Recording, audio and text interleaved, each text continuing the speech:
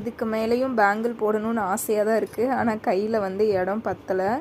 சும்மா சொல்லக்கூடாது. இந்த பேங்கிளுக்கு ஏன் இவ்வளோ டிமாண்டு அப்படின்றது தெரியுது. நான் என்னோடய ப்ரெக்னென்சி டைமில் இருக்கும்போது நார்மலாக இருக்க நம்மளுடைய நாட்டு பேங்கிள்ஸ் தான் நான் யூஸ் பண்ணியிருந்தேன். அப்போ வந்து ரெயின் ட்ராப் பேங்கிள்ஸ் பற்றின அவேர்னஸ் வந்து எனக்கே இல்லை.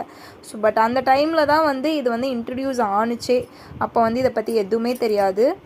ஸோ ஃப்யூச்சரில் வந்து கண்டிப்பாக நிறைய பேங்கிள் போடணும் அப்படின்னு பிளான் பண்ணிகிட்ருக்கேன். ஸோ டெய்லியும் போடுதான். பட் என்ன பண்ணுறது, ஒர்க் ஃப்ரம் ஹோம், அதனால் வீட்டில் வந்து காஸ்டியூம் எதுவுமே போட்டு இந்த மாதிரி பேங்கிள்ஸ்லாம் போட்டு சந்தோஷப்பட்டுக்க முடியல. ஸோ அட்லீஸ்ட் நமக்கு சேனலுக்கான வீடியோ எடுக்கும்போதாவது இந்த மாதிரிலாம் போட்டு நான் சந்தோஷம். சூப்பராக இருக்குல்ல கலர் ஷாட்டிங்லாம்.